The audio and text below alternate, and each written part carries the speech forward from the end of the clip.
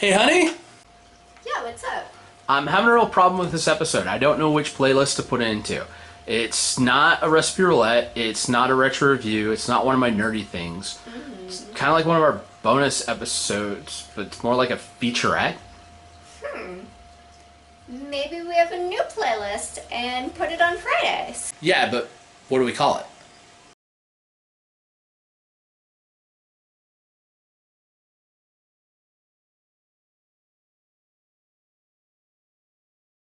Hey everybody, and on today's Friday featurette, we are making Welsh rabbit. This is actually a completely meatless dish. I always gotta remind myself between vegan and vegetarian. It's vegetarian because, as we all know, English cooking is a bit of a joke. So who do the English make jokes about when it comes to cooking? That's right, the Welsh.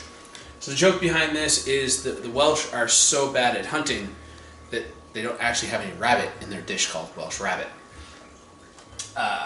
This version of the recipe comes from the Betty Crocker International. There's also one in the regular Betty Crocker cookbook. I've used both. This one, I just like the international flavor of it. So for ingredients to make a Welsh rabbit, you're going to need a quarter stick of butter, half a teaspoon of mustard, half a teaspoon of salt, 3/4 cup of milk, 1/4 cup of flour, half a teaspoon of Worcestershire sauce, 3/4 cup of beer. I'm using some local Abita Amber lager, and 2 cups of cheddar cheese. And this is for the cheese sauce that's going to go on top of the French bread that I made last week. So I'm going to take my butter, toss it into my pan, get that heat going, let that start to melt. Get my fresh bread out of the refrigerator.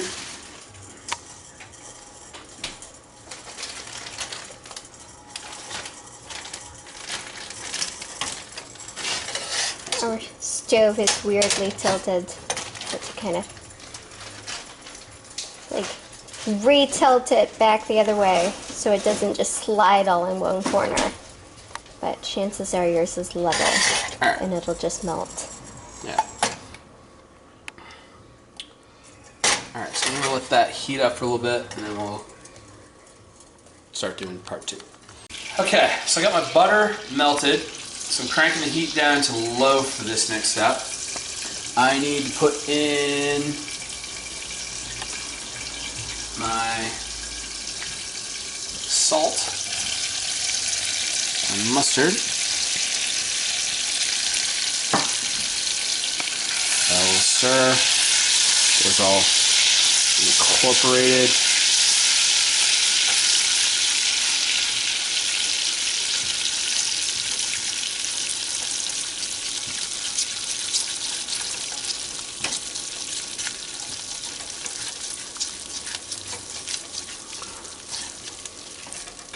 Add in our flour. We're making basically a roux right now. I'm just gonna, not looking for a dark roux, just looking for a nice light roux. Working this around until everything is incorporated.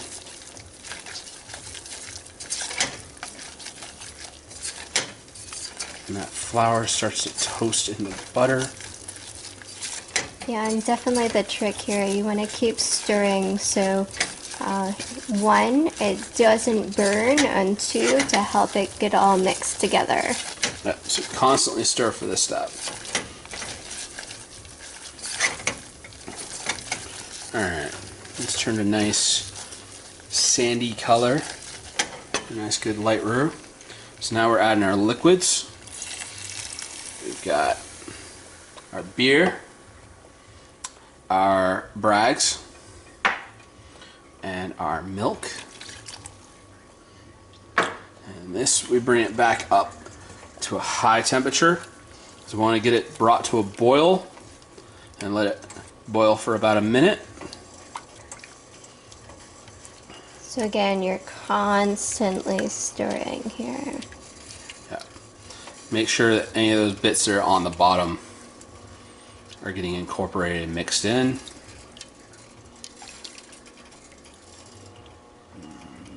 Yeah, you don't want it to get clumpy, so just stirring will help everything to, yeah, mix together.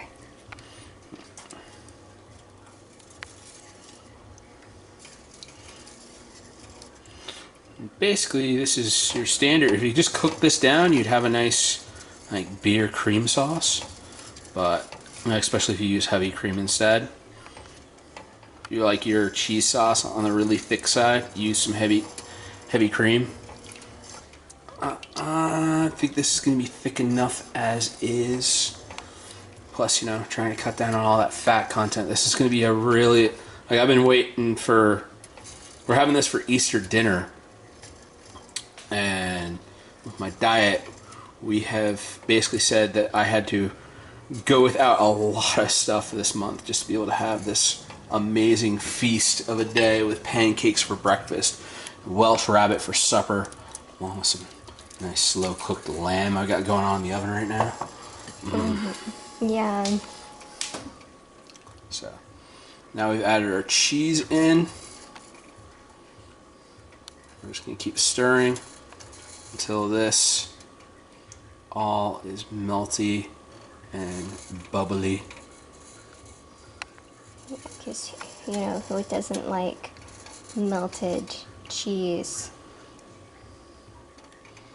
So yeah, want to get this brought up to a boil and just let it sit there to boil for a minute.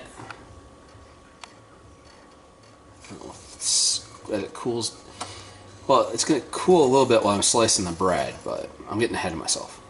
Let's just get this mixed up.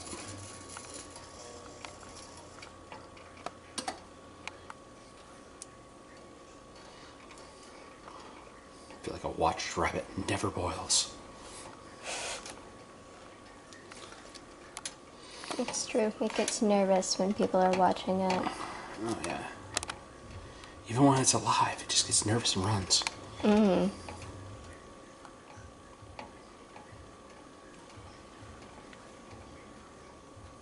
It's like apparently the blue-tailed skeet that I heard about today is very nervous and he ran away from the little girl.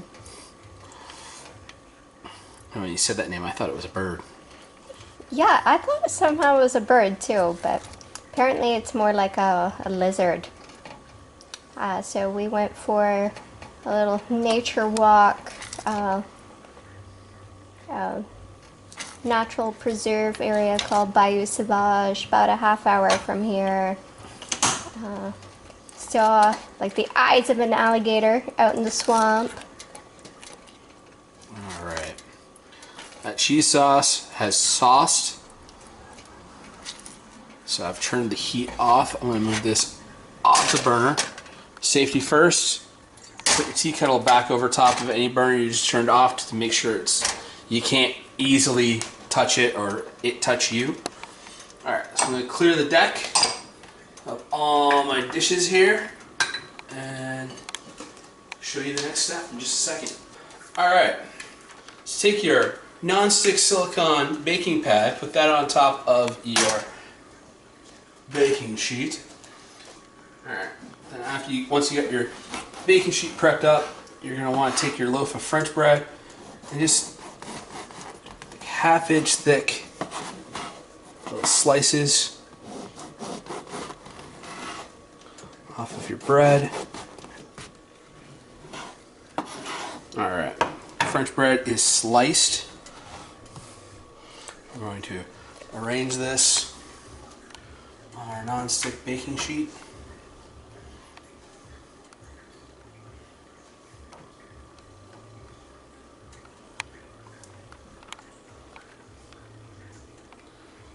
Give them some space because this cheese is going to kind of like melt down over the top. It's going to run. I'm wondering, do we want to put this in a casserole pan then? Because we don't want it running down onto the stove. All right.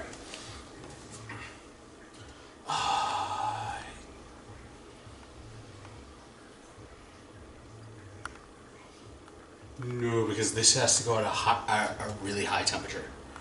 Let's go at like 500. I don't want to break one of the glass dishes. Okay. And that cheese sauce is thick. It's just gonna.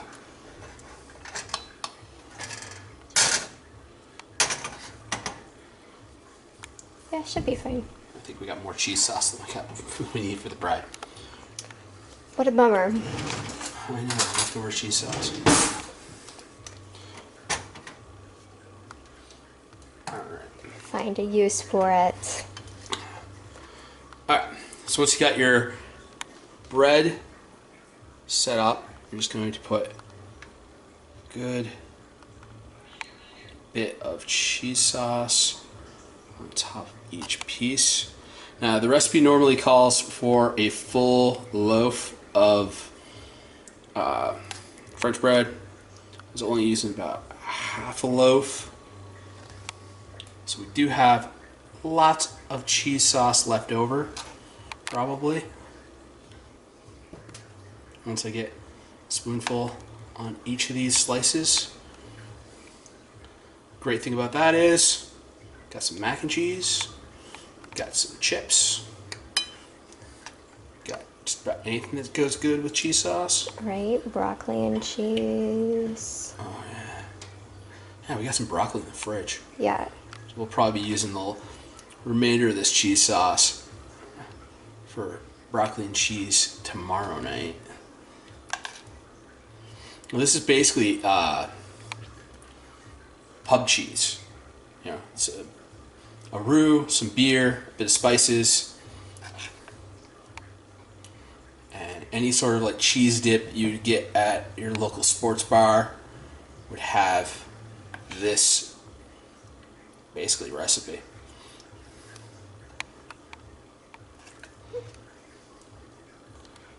Slight nuance differences, maybe just with the type of beer, but yeah, otherwise. Well, the beer probably a little bit with the spices. It's got more of a mustard in it. Mm-hmm.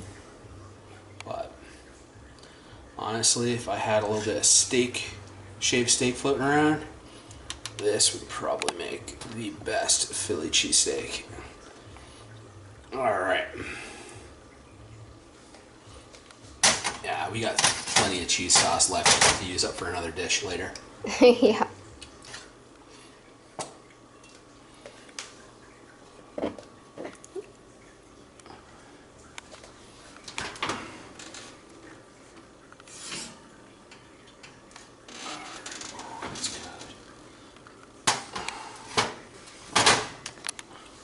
There's my lamb that I'm going to be having with this. It's going to make me some seitan with the parsley pesto. Alright, we're going to put our cheese and French bread slices in the oven. We're going to stop at that. We're going to custom broil 500 degrees. Start that up, and this is going to take 3 minutes. So I've already wasted 10 seconds. So I'm putting 250 on the clock. Once that goes off, Welsh Rabbit is done.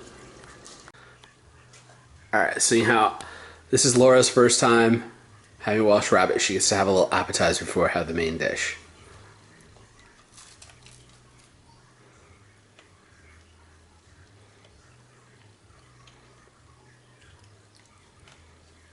Very tasty. I mean, crunchy French bread, warm melty cheese. Can't go wrong, right? Alright, well that's all we got for this Friday featurette.